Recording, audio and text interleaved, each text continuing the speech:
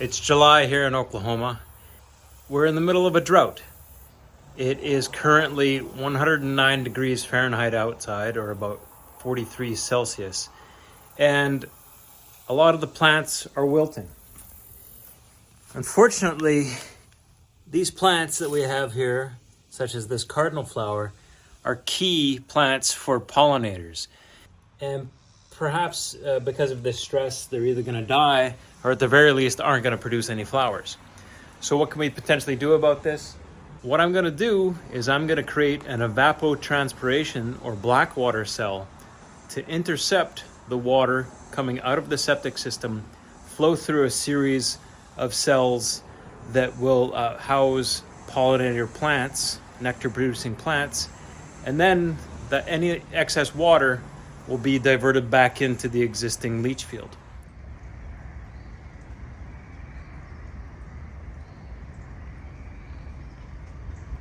In our backyard, we have a septic system, an existing septic system that flows out of the house and underneath the yard to a central 750-gallon septic system, and then out to a leach field. Now, how do I know all this?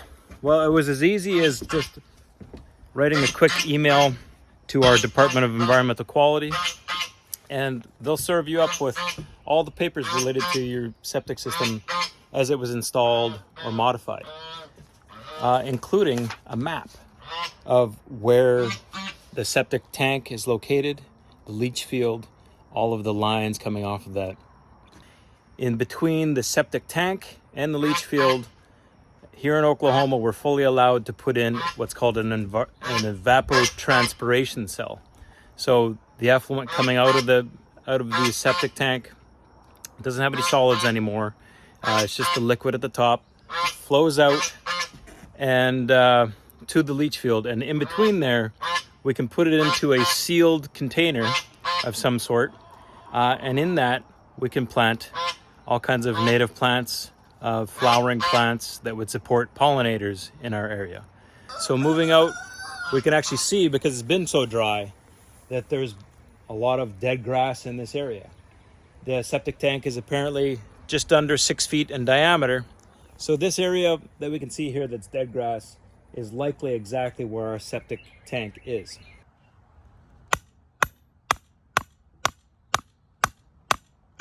Okay, so it seems like we found the boundary for our septic tank. All of these pins are hitting concrete, but just outside of them, maybe 5 to 6 inches, are hitting soft ground, and the rebar's able to pound in much further. So at the very center of here, I'm going to start digging this out, see if I can find the manhole. Okay, so I've located the cleanout manhole for the septic system. You can see here, I'm going to clean out this area first a little bit, but this should be able to pop loose with a little bit of a leverage bar.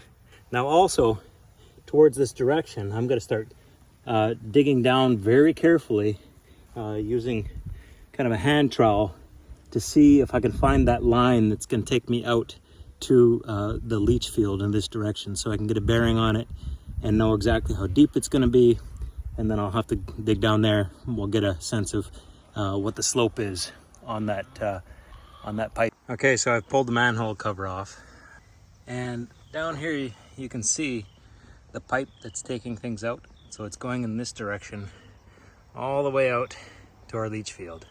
So I've located the pipe coming out of the septic system and heading towards the leach field. We're somewhere between 16 and 17 inches below the ground level here, starting at the septic tank. This confirms that we should be able to set up the evapotranspiration field somewhere between the septic tank and the starting of the leach field. On the diagram, it says about 35 feet. Yep, that's about right. So we're going to have about 35 feet of play to put our evapotranspiration cells to make our pollinator gardens. So to form our blackwater cell, or ET cell, evapotranspiration cell, I'm going to take these totes, which have no use anymore. They're going to be discarded, and cut the top off of them and bury just the plastic part underneath the ground, or else the metal is just gonna rust away anyway. Each one of these will provide about 250 gallons of space within which to form a garden. And so we have 6 of these we're gonna put in series. I'm laid out the totes that we have here. I've removed them from the metal casings and cut the lids off, cleaned them out. It was an acrylic non-toxic paint, so there's some staining left on there, but it should be fine. We're starting from the septic tank all the way out to where our leach field begins. I have this marked with a line, and so what we're going to do is we're going to bypass this with a 3-way valve, our normal line, put it into this first cell, dumping into each sequential cell until we reach the end, and then put that bypass back into the normal leach field. So our system is going to be diverting the existing flow of effluent away from directly into the leach field, and instead going through the evapotranspiration cells. So we needed to put in this 3-way valve. This I purchased from a pool store. You can see here that it has a diverter inside of here that's controlled by this this lever. You can see how it's set up right now. It's coming in the middle and going out the side.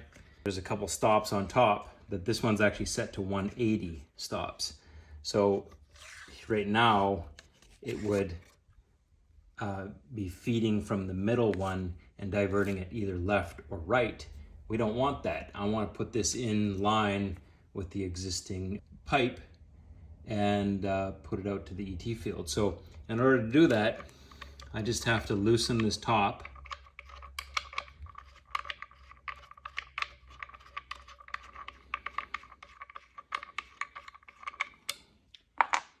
And you pop this off, and there's a few pins underneath here that are gonna stop on this mechanism here at the front. What we're gonna do is we're gonna set this up for the L90, the opposite way. So we can just push those out. And so then we push those pins back in where it says L90. So I just push them in, L90, seat that back on to our mechanism here. So now it says off here. It's closed this off. This is solid on here. I don't know if you can see with the lighting as it is. So this is being diverted from the inflow here to the ET cell. And if I twist this again, now it's directly through. So we need to put in a junction box to intercept the current pipe that's flowing from the septic tank to the leach field. And you can see here that, again, I have our valve ready.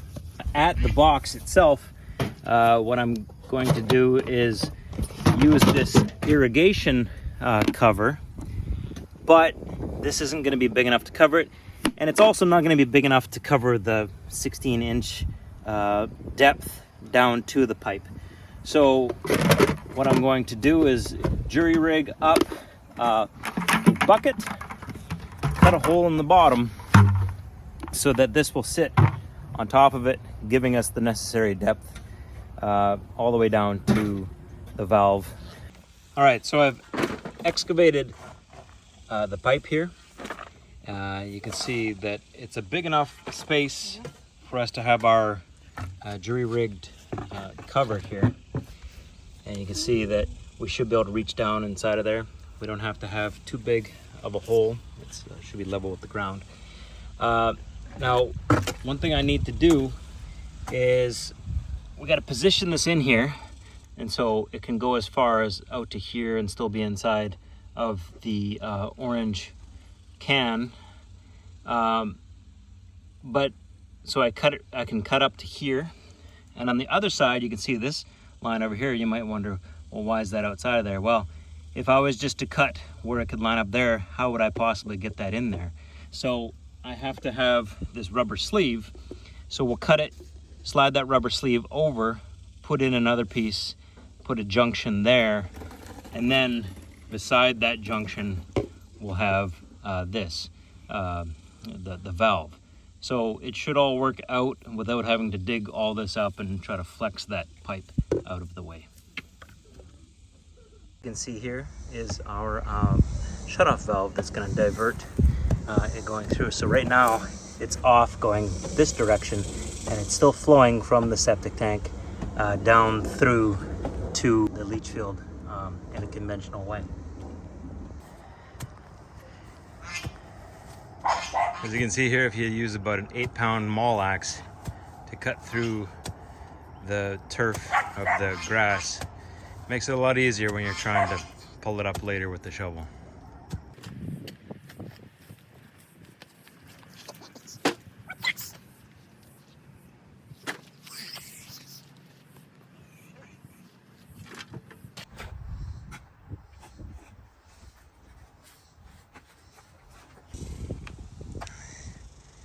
So now we're using a pickaxe to even out the bottom.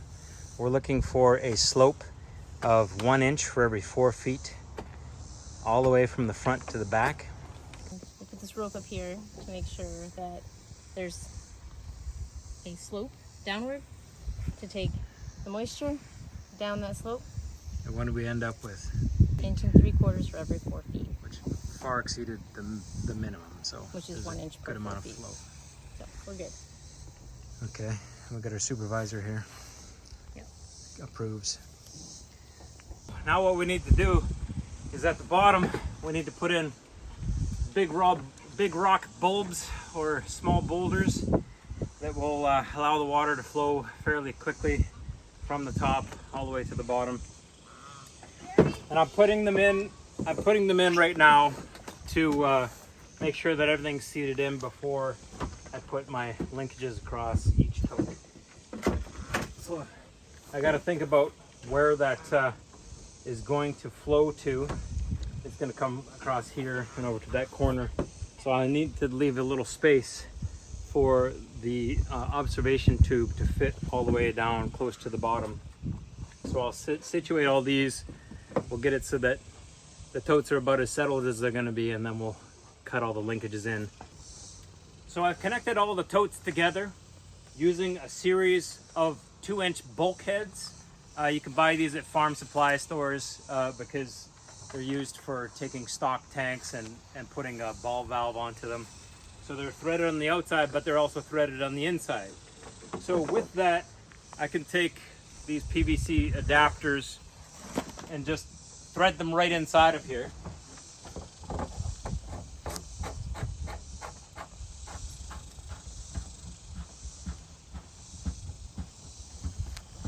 And hand tight is fine because it's already sealed through. The bulkhead forms the seal going through there. So we can put those on either side, and within there I can just put a 2-inch spacer that will connect to our spigot. So on the far side it's going to be entering right here. You can see I've installed it. I'll have a 3-inch tube coming to the top where you'll be able to pull the cap off and check the water level. That's also where the water will infiltrate in. It'll flow through there, and then I put a 90-degree turn on it to protect it from any gravel getting into it. So that will dump out low. This one's a bit low, this bulkhead. You can see on this next one, it'll have a good amount of space for the water to flow out, and this angle will protect it from any debris getting in there and clogging that up.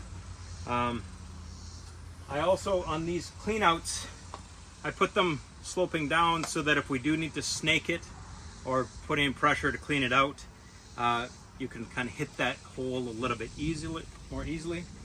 But yeah, so the pass-throughs are ready to go. I'm just going to use normal PVC cement, putting these spacers in here, and obviously that's not glued yet, but once it's glued, they'll be able to flow through down this series and all the way out. So at the end of our cells, we need to be able to have a way to make sure that we are hooking back into our leach field. I've dug out the leach field here. As you can see, the existing pipe running across this way. And we are going to tee into that with this tee here. This is the thinner, just sewer septic system PVC. You can see that I have an existing piece of pipe here, and I've laid it out going back uphill to this junction, this 3-to-2 reducer, into a 2-inch backwater valve, also called a check valve. And rather than having another turn valve that could potentially be accidentally left in the wrong position, causing there to be some spillover either in the conventional system or from the ET cells, you can see inside of here, if I take off the top, that there's a valve that only allows flow to go one way, and it's low pressure flow. So as things are flowing through here, this will push up and push that valve open. But if it's using the conventional system, it won't allow flow back into the ET cells. So if we're cleaning them out, changing something about them, we don't have to worry about sewage backing up into that system.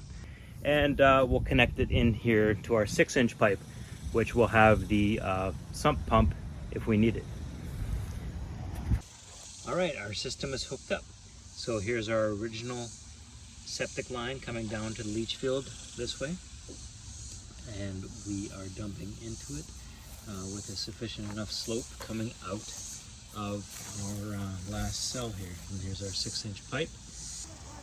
Okay, so on top of our big rock bulbs, we need to have some smaller stuff. Fortunately, in our back 40, we had a lot of scrap brick and other rocks from the construction of the house. So we've gone back and collected those. And now I'll try to position those around all of the outlets and intakes. Being careful not to step on them. And we want to position it like a bit of a pyramid around there to deflect it away, because eventually we're going to put a rubber skirt around here to prevent any siltation. So all of the water needs to flow down and through the rocks and back up into these pipes. Around these tubes, we don't want any silt to get in there and start plugging the holes. So what we can do is we can wrap rubber around them and create a skirt so that any silt, any debris that's coming down, leaching down, will be diverted around. We have this old play ball that got popped by the kids. So I've cut these in half, and now I should be able to cut a hole on top, situate that around there, and create a skirt that's going to divert it away from that immediate area around the pipe. So to cut the hole in the rubber, I've just sharpened the edge on a standard soup can and be able to push and twist that. That should give us plenty of big enough hole. So we just twist that on to the rubber. Good amount of force until you feel it give. Now it's onto the wood. We can pull it up. And a perfect little cut here. So here's our old exercise ball. Nice, good, thick rubber with a about a 2 1/4 inch hole in the top that will stretch nicely over our 3-inch PVC pipe. So you can see here I've added the rubber balls to all of the things here. Ran out of rubber exercise balls, so have chicken feed bags. Again, this is about keeping the silt off the bottom. It doesn't have to necessarily be waterproof, as long as it slows down the big chunks of things that might settle down into the outlet. All right, so we've picked up a load of gravel. My son is helping me to unload it.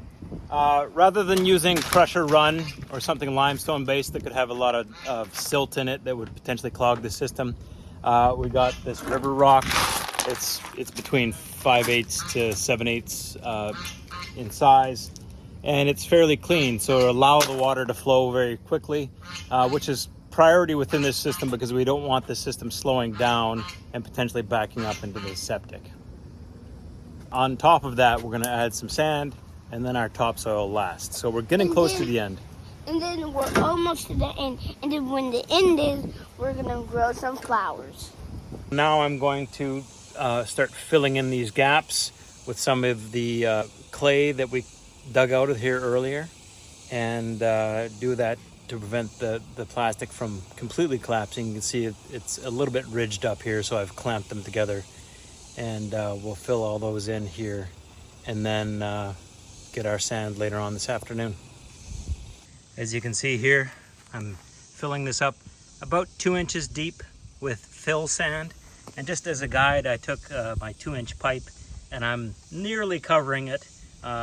Maybe about 1/4 inch is sticking out the top, just to help guide the depth on this as I fill these the rest of the way up. So we have our sand in. Now we're putting topsoil on. The topsoil I'm using is probably about a 60-40 mix of compost to native topsoil in the area. We've been mixing that in our garden the last 3 years. Just took our garden off, and now I'm pulling that off. So it's pretty nutrient rich. And you can see here, filling up each of the cells, moving along, making sure not to get them down underneath the caps, evening them out as I go, and trying to prevent too many folds at the intersections between the totes. So during the testing phase, I found that we weren't keeping a water level when it was supplementally added to here. So what I've done is reopened up this cell and have re-exposed the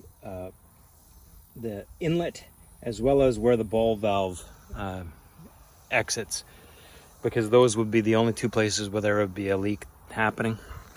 More than likely the culprit is this bulkhead here. It's kind of flexed as we've put it in and broken the seal around there. Originally I didn't have any rubber seals around there. I just tried to seal it with flex seal. That doesn't seem to have worked, so I'm going to replace that with a more robust sealant, this coax seal that I have. It's basically a rubberized tape that I can put around there and really make sure that there's no possible way that the water under pressure in the bottom of these tanks is moving up the threads and into the other totes. All right, so the system has now filled up and is flowing out through our backwater check valve. No signs of leaking, and it's entering the top here. I've supplemented it with a bit of water from our rain barrels, and so it's now filling at the front, flowing through here, and is equilibrated such that it's flowing out here and is at a maximum level in all of these cells. So now we're ready for planting. Well, here's our pollinator garden all laid out. We're actually getting into fall now, but some of the plants have been established. Some we got donated from friends, some we moved from other parts of our yard, and others we bought. And you can see here that we've laid it out with a map showing where each one of the plants are in the cells. So there's a variety of things in here. Some Gaillardia or Indian blanket, which is the state flower of Oklahoma. We got some Vitex right here. That's going to be a fairly big flowering bush. What else do we got in here? We've got some various primrose, wild violets, obedience plant, a hyacinth, a germander, a bergamot or bee balm. So you can see that we've just begun to establish these in here, but some of them are really taking hold. And actually, if you can get in here and just dig down about 4 or 5 inches, already the soil starts to get fairly moist. So I can feel the moisture already in there, and we haven't really watered in this area per se. So this is being wicked up from that effluent that's flowing down through our botanical cell here. So I guess we'll have to see how it turns out in the end.